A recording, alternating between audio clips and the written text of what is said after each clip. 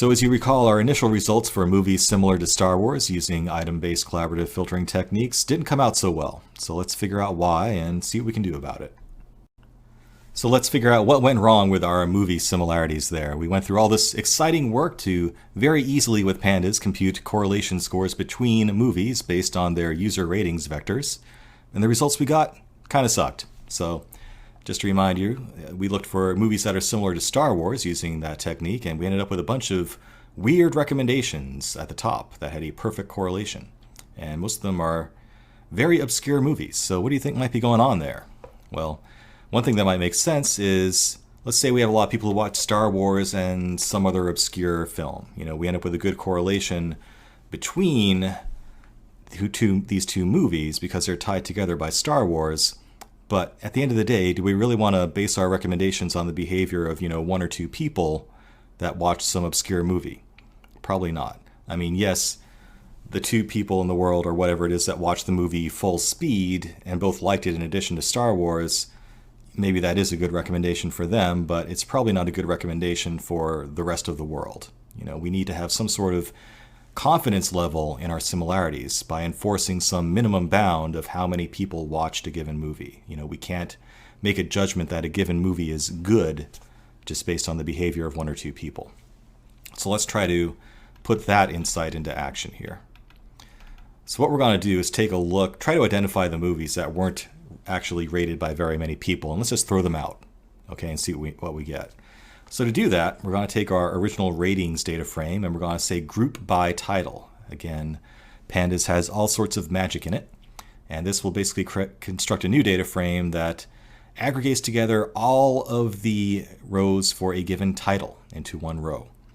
And we can say that we want to aggregate specifically on the rating, and we want to show both the size, the number of ratings for each movie, and the mean average score, the mean rating for that movie. So when we do that, we end up with something like this. So this is telling us, for example, for the movie 101 Dalmatians, 109 people rated that movie and their average rating was 2.9 stars. So not that great of a score, really. So, if we just eyeball this data, we can say, okay, well, movies that I consider obscure, like 187, had 41 ratings, but 101 Dalmatians, I've heard of that. 12 Angry Men, I've heard of that. Seems like there's sort of a natural cutoff value at around 100 ratings where maybe that's the magic value where things start to make sense. So let's go ahead and get rid of movies rated by fewer than 100 people. And yes, I'm kind of doing this intuitively at this point. Like we'll talk about later, there are more principled ways of doing this where you could actually experiment and do train test experiments on different threshold values to find the one that actually performs the best. But initially, let's just use our common sense and filter out movies that were rated by fewer than 100 people. Again, Pandas makes that really easy to do. So we can just say popular movies, a new data frame, is going to be constructed by looking at movie stats, and we're going to only take rows where the rating size is greater than or equal to 100. And I'm then going to sort that by mean rating just for fun to see the top rated widely watched movies. I'm getting this warning now. Ever since I originally created this course, a new version of Pandas came in. You can just use sort underscore values there and it will work just as well.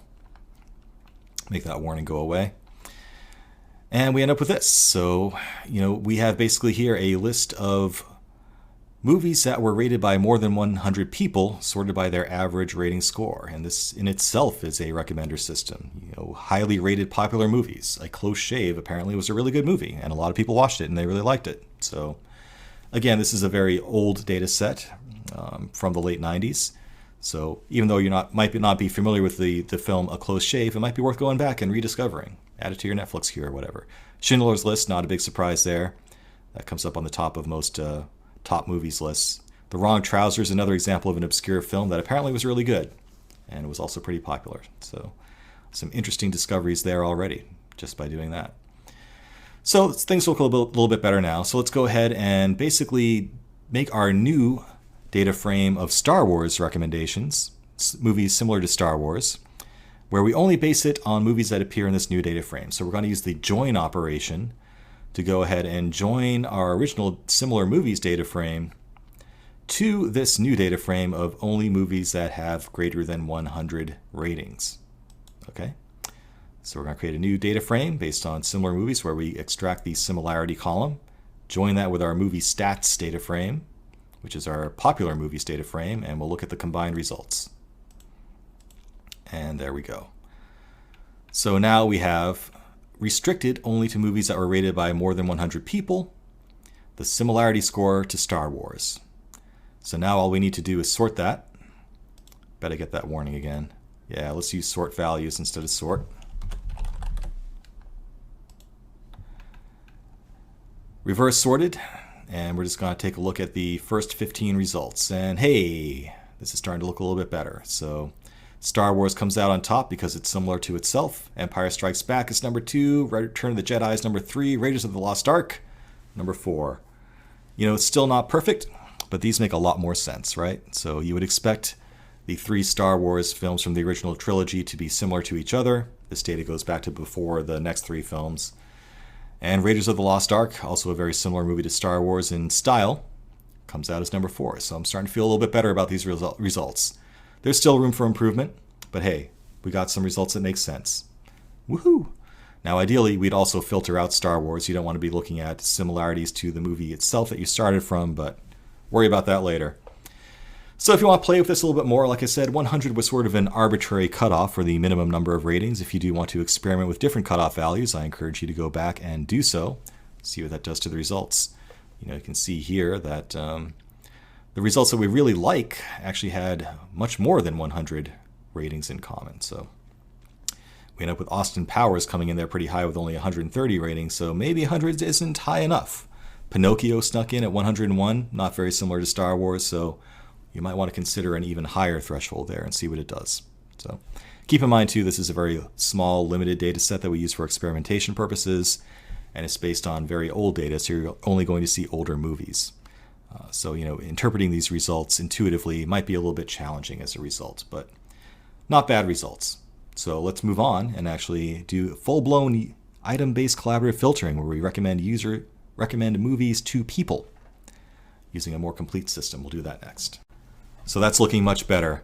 You always need to watch out for spurious relationships. So there's a certain amount of confidence or support that you should have when you're looking at relationships and data. And by enforcing that minimum threshold of support, we've ended up with much better and more reasonable results. So good lesson to learn there.